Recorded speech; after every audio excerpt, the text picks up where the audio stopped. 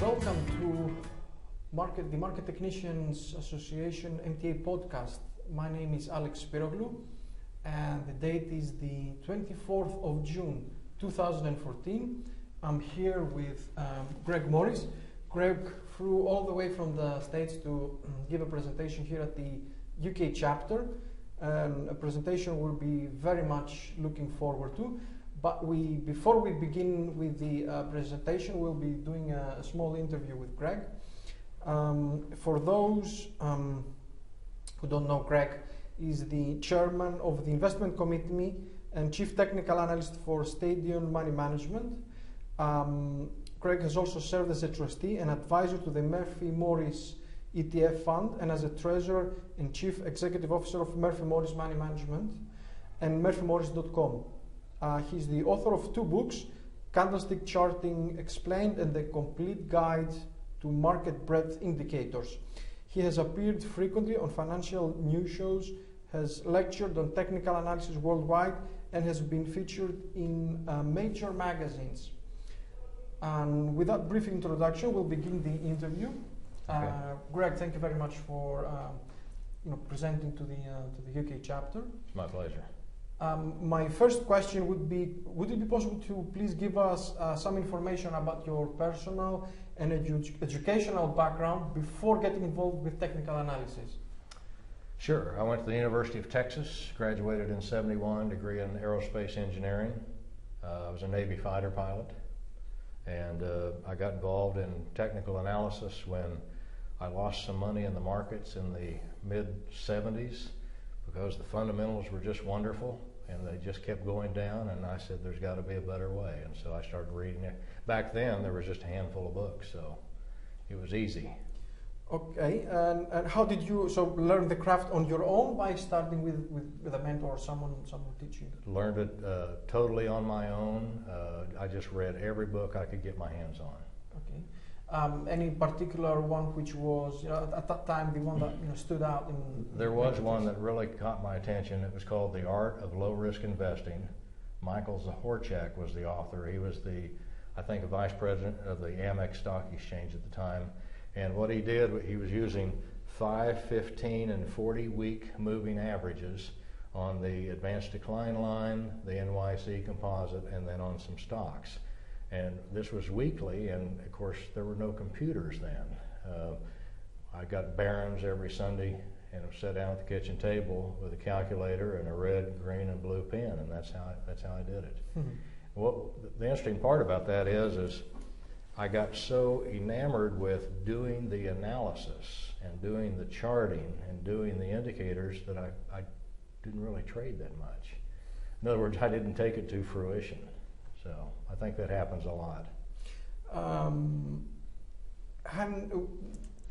Proceeding from that time, would it be possible to please describe your day-to-day responsibilities of your current position at Stadium Money Management? I've been with Stadium a very long time. They bought Murphy Morris Money Management from John Murphy and me back in 02, 03, somewhere back in then. And we've created a rules-based trend-following model. When I say rules, we have we measure what the market's doing. We have rules to tell us how to trade that information, and then we buy ETFs. We're momentum buyers, and we keep stops on it. We're one of the few mutual funds or money managers that actually can go 100% cash at times. Okay. So which brings me to my next question, the toolbox. How can you please talk about your favorite tools and techniques? You mentioned about trend following, and you also have written an extremely interesting book on market breadth. So would it be possible to please give us an explanation of your favorite tools? The Market Breadth book was written about 10 years ago because breadth was not very well dealt with in the technical analysis community.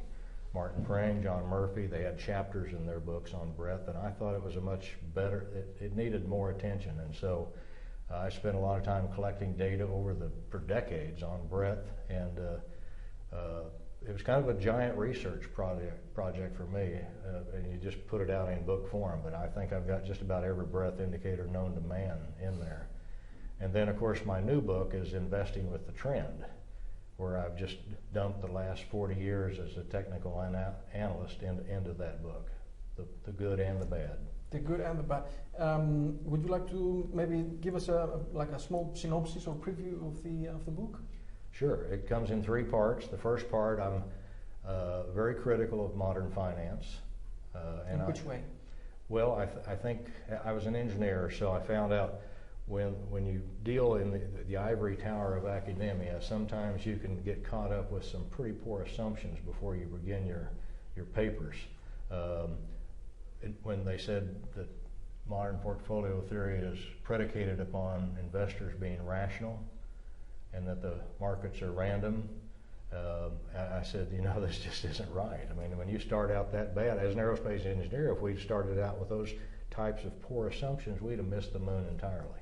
Mm-hmm. So, and the rest of the second part is a huge research project I did on identifying risk and also how to determine if a market trends or not, and by how much, up or down, etc.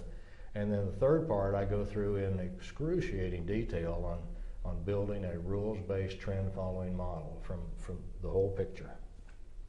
Very interesting. And how do you approach? What's your approach when you look at the chart? For example, you have because you talk about a rules-based methodology. So if I asked you to look, I don't know, something like treasury bonds or the S&P 500 or the euro or the British pound chart, what would be the steps that you would follow to come to a conclusion? Sure. We do that in 2 areas. One is, what's the market doing? Is it going up or not? And we use trend following indicators. Derivative products like MACD, we don't use the Gerald Appel parameters, and we also do that with breadth. We look at the difference between advances and declines divided by total issues and do an MACD type calculation on that. The real advantage of breadth is you get an unweighted view of the market.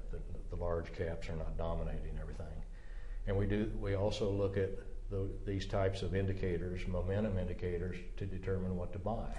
It's real simple. I'll buy anything that's doing this. If it's going up, I like it. All right. And which people have been your greatest influences? For example, if I asked you to recommend 3 technical analysis books, which ones would this be? Well, I have to mention Michael Zahorchak, because that's the one that kind of just moved me into the TA camp. I think that Gerald Loeb, L-O-E-B, yep, wrote 2 great books back in the 70s, 80s. Good, solid books. I followed a lot of Stan Weinstein's work. I didn't really use his book, but I remember the professional tape reader. His newsletter was very educational. Of course, Martin Frang and John Murphy's have the big text on it, which is an all-encompassing process. But I think that's probably it. I've always been one to kind of do my own thing. Understand. So. Seeing other people's work and then coming to your own conclusions. Sure. Learn from them, but come up with your own material. Technical analysis principles. If you could distill your market knowledge in a few actions, for example, don't fight the Fed, or follow the trend, I would assume. Which ones would this be? Well, like everybody else now, they have their 10 rules. I had to put mine in the book. I only had 9 of them, so the last one I said just read them again. Fairly common, but first thing I say is turn off the noise. Turn off the television. Mm-hmm. Stop searching the internet for market information. I think people want to hear views on the market that kind of coincides with what they think or hope it's going to do, because it makes them feel better. It's called confirmation bias. It's the worst thing that ever happened to you. I don't think there's ever any market advice that comes over the internet or television. It's just noise, and you've got to turn that off and do your own work. That was just one. But first one, turn off the noise. Second one, turn off the noise. Study. It's not easy. And the real advantage of technical analysis is because you eventually have to take action. Mm-hmm. There's a lot of people that can love to look at charts and all that, and they get down to where they need to make a buy or to sell decision. They can't do it. You actually have to pull the trigger at some point, and you have to have a process to do that, and you do that with discipline. I don't think anybody that doesn't have discipline will ever be successful as a technical analyst. I mean, I've got strong opinions, but they're all arguable. Third one. If you're developing a system or a model, keep it really simple. It's kind of, I can't think of the guy's name, but the 14th century logistician, Occam's razor. Make it as simple as possible, but no simpler. And Albert Einstein said that. If you get some very complex set of algorithms, you're setting up to fail big time. Complexity has a tendency to fail. Simplicity is what works time and time again. Mm-hmm. If you could give a call to 25-year-old Greg and have a chat with him, what would you advise him? Learn discipline sooner than I did. I have master's degrees in what not to do. I paid a lot of tuition, I say, by learning things the hard way. I took some accounts up to big numbers and took them right back down again because I just didn't have discipline. And I think the one thing after 40 years that I have is discipline because it's such a critical element. If I asked you to look through your career and tell me which was your worst trade or your worst call, is there anyone that stands out, and what have you learned from it? Well, it kind of goes back to the last question. I was trading gold in 1983. I had an Apple II computer. I had some indicators that I'd use to time buying and selling gold, and I did very well. The little brokerage office there in Dallas, over in a strip shopping center, gave me a little room and a bunker Ramo machine and a chart book, and I was doing my analysis at night, downloading data at 1200 baht or 300, whatever it was, and I was doing very well. And at some point, I stopped doing the analysis at home at night. I just thought I was gifted, and I started going in there, and I took that account from way up there. I ended up writing a check for $8,000 or $10,000 to close the account. Mm-hmm. That was a wonderful lesson. I wouldn't have traded that for anything now. Stick with what brought you. And what brought me was doing the analysis and sticking to it. Perfect. That was, thank you very much for that. Sure. Last question, fun fact. What does Greg do to relax outside of market hours? Do you have any hobbies, for example? Golf. Golf. In fact, Laura and I are going down to Chart Hills, south of Maidstone, to play golf for a few days. Do you find any similarities between golf and trading? Because I've seen a few, on the articles and Well, actually, I think trading is easier than golf. Golf is a very difficult game, but it's we both play and we have for years, and we really enjoy it.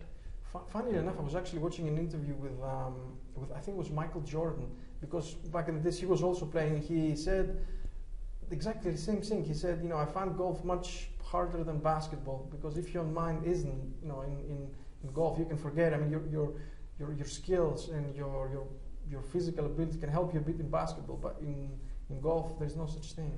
Well, you watch these professional golfers, and people forget that they have practiced more at golf than most people can even begin to imagine. Mm-hmm. And it's like anybody else. If you spend a lot of time working at it, you can be better at it. And so those rules apply to everything, I think. All right. And I think that wraps up today's MTA podcast. My guest today was Greg Morris. We'll be soon enjoying a presentation with Greg, which will be videoed and available along with all the other UK chapter presentation archives. For the MTA, my name is Alex Pirognou, and I'll be seeing you next time. Greg, thank you very much. My pleasure, Alex. Thank you.